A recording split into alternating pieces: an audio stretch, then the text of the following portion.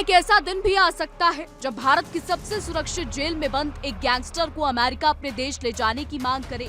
क्या ऐसा संभव है कि अहमदाबाद की साबरमती जेल में बंद लॉरेंस बिश्नोई को भारत की अदालतों से पहले अमेरिकी अदालत में पेश होना पड़े?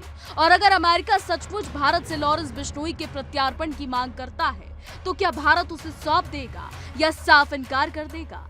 इन सवालों ने न सिर्फ भारत ही बल्कि अंतर्राष्ट्रीय सुरक्षा एजेंसियों और कानूनी विशेषज्ञों के बीच भी बड़ी बहस छेड़ दी है, क्योंकि मामला अब सिर्फ एक गैंगस्टर का नहीं रहा बल्कि भारत, अमेरिका, कनाडा और यूरोप तक फैले एक अंतर्राष्ट्रीय अपराध नेटवर्क का बन चुका है। दरअसल अमेरिका ने भारतीय संगठित अपराध सिंडिकेटों के खिलाफ अब तक की सबसे बड़ी कार्रवाई शुरू कर दी है। अमेरिकी न्याय विभाग, संघीय जांच एजेंसी FBI, कनाडा की रॉयल कैनेडियन माउंटेड पुलिस और यूरोप की कई जांच एजेंसियां मिलकर एक संयुक्त अभियान चला रही है जिसका नाम है ऑपरेशन हार्डबॉल। इस अभियान का उद्देश्य उन अपराध सिंडिकेटों को तोड़ना है जो भारत से संचालित होकर कनाडा, अमेरिका और यूरोप तक रंगदारी, हत्या, ड्रग तस्करी, हथियारों की सप्लाई और अंतर्राष्ट्रीय अपराधों को अंजाम देने के आरोप के घेरे में है।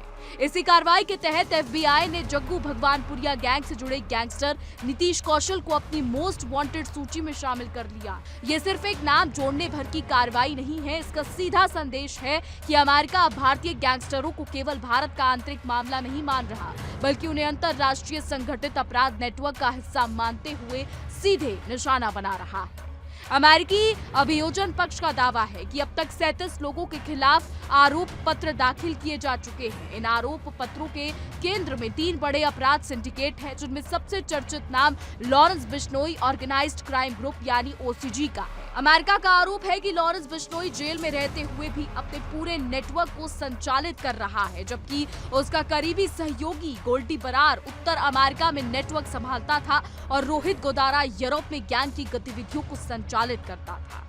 अमेरिकी दस्तावेजों में दूसरा बड़ा नाम जग्गू भगवानपुरिया का है। जग्गू फिलहाल असम की सिलचर जेल में बंद है। अमेरिका का आरोप है कि भगवानपुरिया का गिरोह भी भारत, कनाडा, अमेरिका और यूरोप में फैला हुआ है। एक अलग अंतर्राष्ट्रीय अपराध सिंडिकेट है।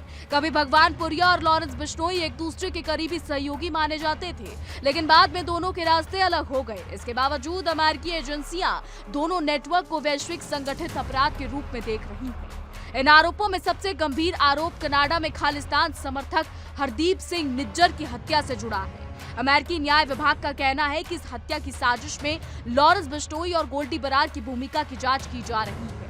हालांकि भारत सरकार ने इस संबंध में किसी न्यायिक निष्कर्ष की पुष्टि नहीं की है और ऐसे मामलों का अंतिम फैसला अदालतों में उपलब्ध साक्ष्यों के आधार पर ही होता है। अब यही से सबसे बड़ा सवाल खड़ा होता है, अगर अमेरिका ये मानता है कि लॉरेंस बिश्नोई उसके यहाँ दर्ज किसी गंभीर अपराध में वांछित है, तो क्या वो भारत से उसका प्रत्यार्पण मांग सकता है? इसका जवाब है हाँ, मांग सकता है। लेकिन क्या भारत उसे सौंपने के लिए बाध्य होगा? इसका जवाब है नहीं। और यही पूरा कानूनी खेल है जिसे समझना बेहद जरूरी है। अमेरिकी जांच एजेंसी FBI ने अपनी जांच में यह दावा किया है कि भारत की जेल में बैठकर गैंगस्टर लॉरेंस बिश्नोई और विदेश में बैठकर गैंगस्टर गोल्डी बरार ने टारगेट किलिंग, फायरिंग, ड्रग तस्करी, हथियारों की तस्करी जैसे क्राइम को अंजाम दिया। यही कारण है कि एजेंसीज ने अंडरकवर ऑपरेशन और डिजिटल सर्विलांस जैसे ऑपरेशन चलाए। भारत और अमेरिका के बीच वर्ष 1997 में प्रत्यार्पण संधि यानी एक्स्ट्राडिशन ट्रीटी पर हस्ताक्षर हुए थे। इस संधि के अनुसार यदि किसी व्यक्ति पर हत्या, आतंकवाद, अपहरण, बंधक बनाना, मादक पदार्थों की तस्करी या अन्य गंभीर अपराधों के आरोप हैं और दोनों देशों के कानून उन अपराधों को मान्यता देते हैं, तो संबंधित देश उसके प्रत्यार्पण का अनुरोध कर सकता है। लेकिन अनुरोध करना और उसे स्वीकार कर लेना दोनों बिल्कुल अलग बातें हैं।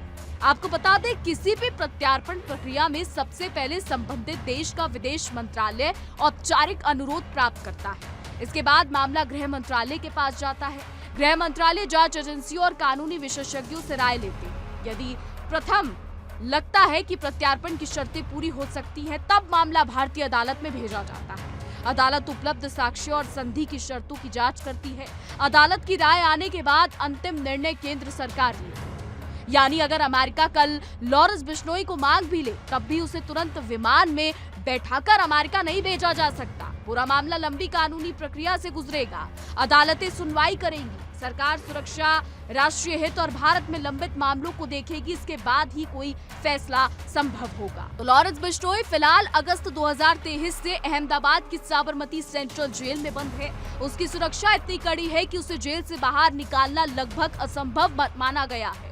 गृह मंत्रालय ने उसकी आवाजाही पर विशेष प्रतिबंध लगा दिए हैं। अदालत की सुनवाई भी वीडियो कॉन्फ्रेंसिंग के जरिए होती है। किसी दूसरे राज्य की पुलिस यदि उससे पूछताछ करना चाहती है तो उसे साबरमती जेल जाना पड़ता है।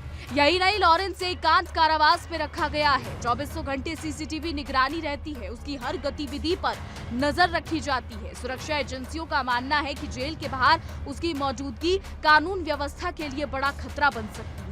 इसी कारण उसे ट्रांजिट रिमांड पर भी आसानी से बाहर नहीं ले जाया जाता। राष्ट्रीय जांच एजेंसी यानी NIA के अनुसार लॉरेंस बिश्नोई और उसके सहयोगियों के खिलाफ देश भर में दर्जनों गंभीर मामले दर्ज हैं। हत्या, रंगदारी, गैंगस्टर एक्ट, अवैध हथियार, आतंकवाद से जुड़े आरोपों सहित कई राज्यों में उसके खिलाफ मुकदमे लंबित हैं। ऐसे में भारत के सामने पहला सवाल यही होगा कि जब देश में ही इतने मामले लंबित हैं तो क्या उसे विदेश भेजा जाना उचित होगा? ये बड़ा सवाल है। भारत के पास ऐसा निर्णय लेने के कई उदाहरण पहले भी मौजूद हैं। सबसे चर्चित मामला भोपाल गैस त्रासदी का है। भारत ने यूरेनियम कार्बाइड के तत्कालीन प्रमुख वॉरेन एडरसन के प्रत्यार्पण की मांग अमेरिका से की थी, लेकिन अमेरिका ने पर्याप्त आधार न होने का हवाला देते हुए उसे भारत नहीं सौंपा। इससे स्पष्ट होता है कि प्रत्यार्पण संधि होने का अर्थ ये नहीं कि हर मांग स्वीकार की जा सके या फिर हर मांग स्वीकार की जाएगी। इसी तरह 26/11 मुंबई हमलों के मामले में डेविड कॉलमैन हेडली का उदाहरण भी सामने है। भारत लगातार चाहता था कि हेडली को भारत लाया जाए, लेकिन अमेरिका ने प्ली बर्गिन समझौते का हवाला देते हुए इसे भारत के हवाले नहीं किया। दूसरी ओर तैमूर राणा को भारत लाने के लिए वर्षों तक कानूनी लड़ाई लड़नी पड़ी। इससे साफ है कि प्रत्यार्पण हमेशा कानूनी और कूटनीतिक प्रक्रिया का विषय होता है। यदि अमेरिका लॉरेंस बिश्नोई के खिलाफ औपचारिक प्रत्यार्पण अनुरोध भेजता है तो भारत ये भी कह सकता है कि पहले वो भारत में लंबित सभी मामलों का सामना करेगा। भारतीय अदालतों से जुड़े मुकदमे पूरे होंगे, सजा होगी या बरी होगी, उसके बाद ही प्रत्यार्पण पर विचार किया जाएगा। अंतर्राष्ट्रीय कानून ऐसे विकल्प की भी अनुमति देता है। तो इस पूरे मामले में एक और पहलू भी महत्वपूर्ण है। हाल के वर्षों में भारत ने स्पष्ट किया है कि यदि किसी भारतीय नागरिक या भारत से जुड़े व्यक्ति के खिलाफ विदेश में गंभीर आरोप है तो पहले भारत अपने कानूनों के तहत भी कार्रवाई कर सकता है। विकास यादव प्रकरण इसका उदाहरण माना जाता है, जहां विदेशी आरोपों के बीच भारत में भी कानूनी प्रक्रिया शुरू हुई। यानी अमेरिका की ओर से कोई भी अनुरोध आने पर भारत केवल अंतर्राष्ट्रीय दबाव में निर्णय नहीं लेगा। राष्ट्रीय सुरक्षा, न्यायिक प्रक्रिया, लंबित मुकदमे, पीड़ितों के अधिकार, दोनों देशों की संधि और अदालत की राय, इन सभी पहलुओं को ध्यान में रखकर फैसला लिया जाएगा। इसलिए ये कहना कि अमेरिका चाहेगा और भारत तुरंत लॉरेंस को दे देगा, कानूनी रूप से सही नहीं होगा।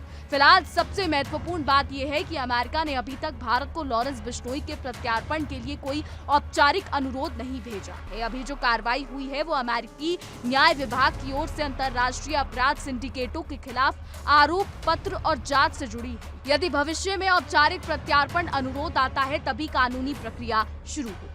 तो आखिर निष्कर्ष क्या निकलता है? अमेरिका भारतीय गैंगस्टरों के खिलाफ बड़ी कार्रवाई कर रहा है। FBI, कनाडा और यूरोपीय एजेंसियां मिलकर अंतर्राष्ट्रीय नेटवर्क को तोड़ने की कोशिश कर रही हैं। लॉरेंस बिश्नोई इस जांच के केंद्र में जरूर है, लेकिन उसे अमेरिका भेजा जाएगा या नहीं, इसका फैसला न सोशल मीडिया करेगा, न राजनीतिक बयान करेंगे और न ही मीडिया की अटकलें। ये फैसला भारत की अदालतें, भारत का कानून और भारत सरकार तय करेगी। जब तक कोई औपचारिक प्रत्यार्पण अनुरोध नहीं आता तब तक ये केवल संभावनाओं और कानूनी चर्चाओं का विषय है। लेकिन इतना तय है कि भारतीय गैंगस्टरों के खिलाफ अंतर्राष्ट्रीय स्तर पर बढ़ती कार्रवाई ने ये संकेत जरूर दे दिया है कि संगठित अपराध अब केवल किसी एक देश की समस्या नहीं रहा, बल्कि वैश्विक सुरक्षा का मुद्दा बन चुका है। अब आने वाला समय बताएगा कि भारत सरकार क्या फैसला लेती है। फिलहाल हमारी आज की रिपोर्ट में बस इतना ही। तमाम खबरों के लिए जुड़े रहिए और देखते रहिए इंडिया डेली 24/7। लॉरेंस बिश्नोई और गैंगस्टर गोल्डी बराड़ के नेटवर्क को तोड़ने के लिए ही एजेंसीज ने ऑपरेशन हार्डबॉल चलाया। लेकिन ऑपरेशन हार्डबॉल की कामयाबी के पीछे अंडरकवर एजेंट्स की बहुत महत्वपूर्ण भूमिका थी। इन अंडरकवर एजेंट्स ने न सिर्फ गैंग में गुप्त रूप से अपनी जगह बनाई, बल्कि गैंग के तमाम इंफॉर्मेशन लेकर एजेंसीज तक पहुंचाई, जिसके बाद इस ऑपरेशन हार्डबॉल को अंजाम दिया गया। वीडियो जर्नलिस्ट रविंदर के साथ रजनीश शर्मा, इंडिया डेली, दिल्ली। देखिए इंडिया डेली 24/7 अब आपकी स्मार्ट टीवी पर। इंडिया डेली मौजूद है सभी डिजिटल प्लेटफॉर्म पर लाइव और लगातार। इंडिया डेली 24/7 हर दिन राष्ट्र को समर्पित।